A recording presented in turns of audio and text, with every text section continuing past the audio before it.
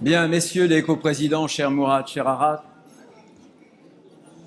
monsieur le préfet de région, messieurs les ambassadeurs, monsieur le Premier ministre, cher Gabriel, madame la ministre, chère Astrid, madame la maire de Paris, chère Anne Hidalgo, oui, faut-il que l'Arménie soit une cause française pour nous avoir réunis ensemble pour un voyage qui nous a amenés à la frontière du Haut-Karabakh.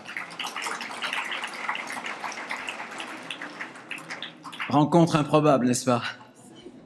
Je voudrais saluer les nombreux élus qui sont ici et vous tous, chers amis. Ce soir, pour moi, c'est le rendez-vous de l'amitié, c'est le rendez-vous de la fidélité. Je vois de très nombreux visages qui sont des visages amis, qui sont des visages qui me sont familiers et qui évoquent pour moi tant de combats menés pour l'Arménie.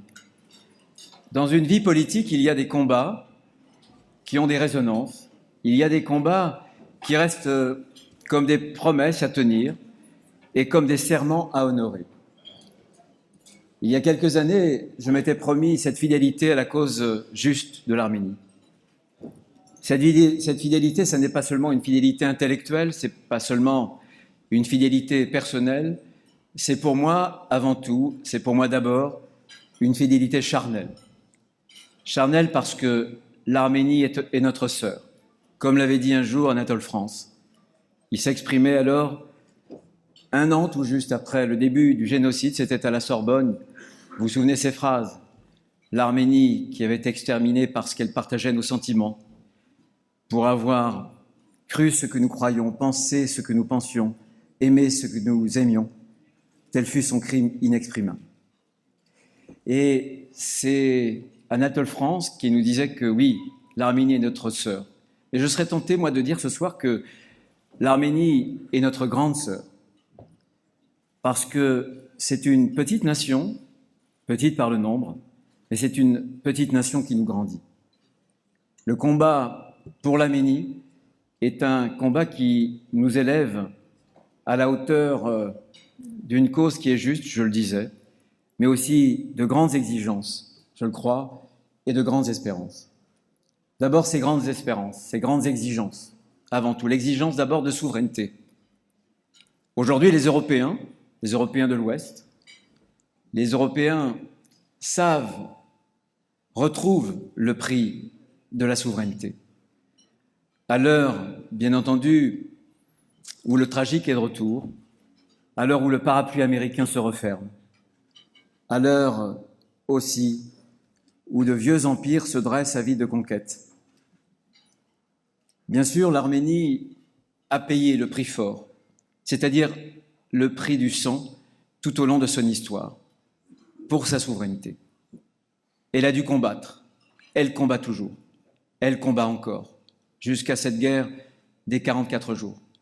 Bien sûr, la communauté internationale, bien souvent, a fait preuve d'un manque de courage. Dans ce manque de courage, il y eut une voix, celle de notre pays, celle de mon pays, celle de votre pays, celle de la France. Je me souviens, il y a un an, à quelques semaines près, avec quelques-uns d'entre vous qui êtes là ce soir et qui m'écoutez, nous nous étions rendus en accompagnant le ministre des Armées pour les premières livraisons d'armes que nous avions faites à Yerevan. Oui, la France est toujours aux côtés de l'Arménie. Elle l'est à sa façon.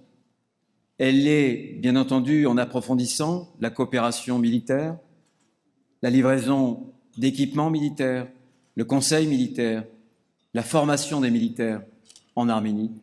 Elle l'est aussi parce que la France est sans doute le seul pays qui soit l'aiguillon en Europe pour la facilité européenne de paix. 10 millions, c'est sans doute très peu. Il y aura une nouvelle phase qui va s'ouvrir, j'espère, dans quelques temps. La France encore est à l'initiative pour l'agenda, pour le partenariat européen. Et la France veille de près à l'accord qui est en train d'être négocié entre l'Arménie et l'Azerbaïdjan. Inutile de vous dire, et je m'exprime en mon nom, mais pas seulement, que nous serons très attentifs à ce que cet accord préserve l'intégrité territoriale de l'Arménie et la souveraineté arménienne.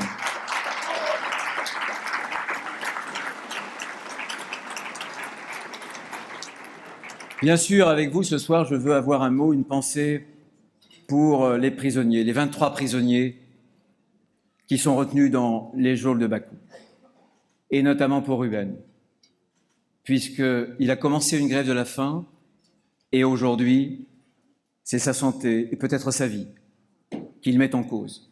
Qu'il met en cause pour ce à quoi il croit. Qu'il met en cause pour que l'Arménie, le Haut-Karabakh, reste le Haut-Karabakh, l'Arménie.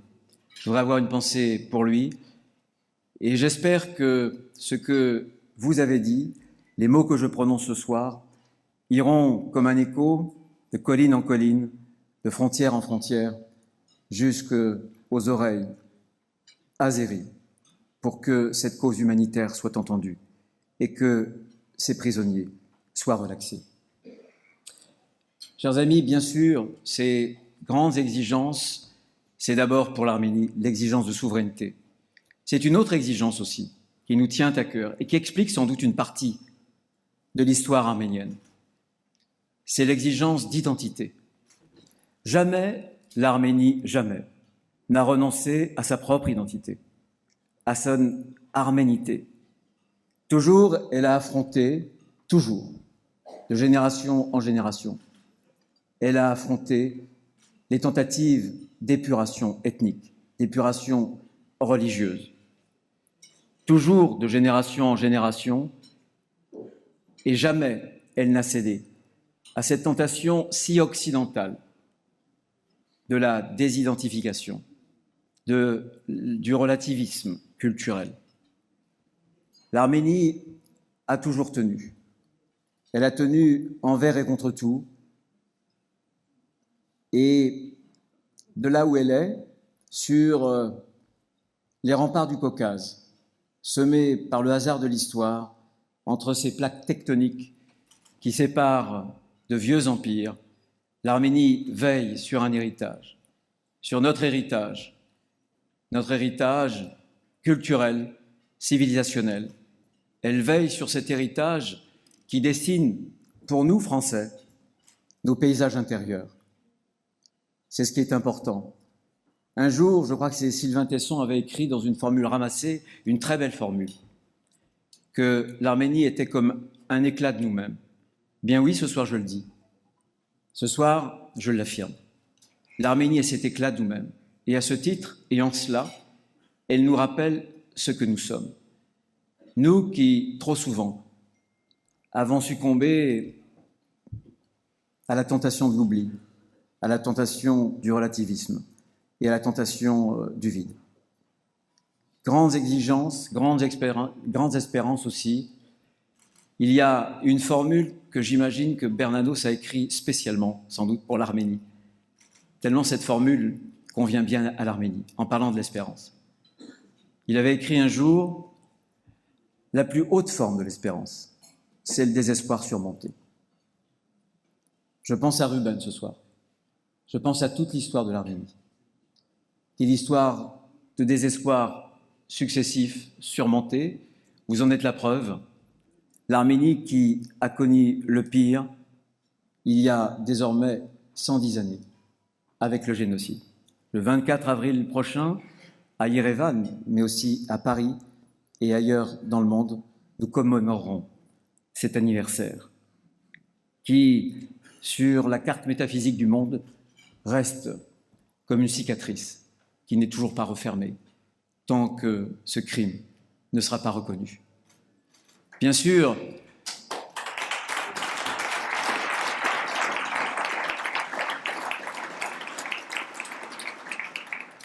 d'autres petites nations ont connu ce crime, ont connu l'antichambre de la mort, mais voilà, l'Arménie a résisté, et les morsures de l'histoire ne sont parvenues qu'à lui arracher ce cri d'espérance, ce cri d'espérance. Mes amis, tant qu'il y aura des Arméniens pour aimer l'Arménie, l'Arménie vivra. Parce que le ressort de l'existence des peuples et de ce peuple que vous connaissez si bien, ce n'est pas simplement des principes matériels, ce sont des principes immatériels, des principes spirituels aussi. Et dans cette espérance, l'Arménie, peut-être qu'elle nous aide à réveiller notre propre espérance, l'espérance française, parce que la somme des adversités que doit affronter aujourd'hui notre pays, aujourd'hui sans doute et demain, doit nous rappeler que la France doit se souvenir qu'elle est une grande nation. Les Français doivent se souvenir, doivent reprendre conscience de ce qu'ils appartiennent aussi à une grande civilisation. Mes amis, je pense que l'Arménie est pour nous Français, que nous ayons ou pas des racines arméniennes, l'Arménie est ce message d'espoir, ce message, je crois profondément, d'espérance. Et vous-même, vous êtes des messagers de cet espoir, des messagers d'espérance. Vous êtes un trait d'union, un formidable trait d'union, cher Mourad, cher Arat, entre nos deux peuples, entre nos deux nations. Vous êtes plus que ce trait d'union, vous êtes un trait de lumière qui éclaircit, qui apporte un rayonnement dans le ciel sombre de nos inquiétudes, de nos hésitations et de nos doutes. Ce trait de lumière, je voudrais dire qu'il a été formidablement incarné par deux grandes et belles figures arméniennes de la résistance française, qui désormais reposent au Panthéon, Mélina et Misak Manouchian. Eh bien, eux deux et tant d'autres aussi, à leur suite, illustrent et incarnent aussi ce que nous sommes, nous, en France, ce qu'ils ont voulu être pour nous dans un moment tragique de notre histoire. Ils portent finalement tous les deux, et d'autres avec eux, ce message universel de la France et de l'Arménie éternelle, à jamais liés devant l'histoire, à jamais liés pour le destin. Vive l'Arménie et vive la France.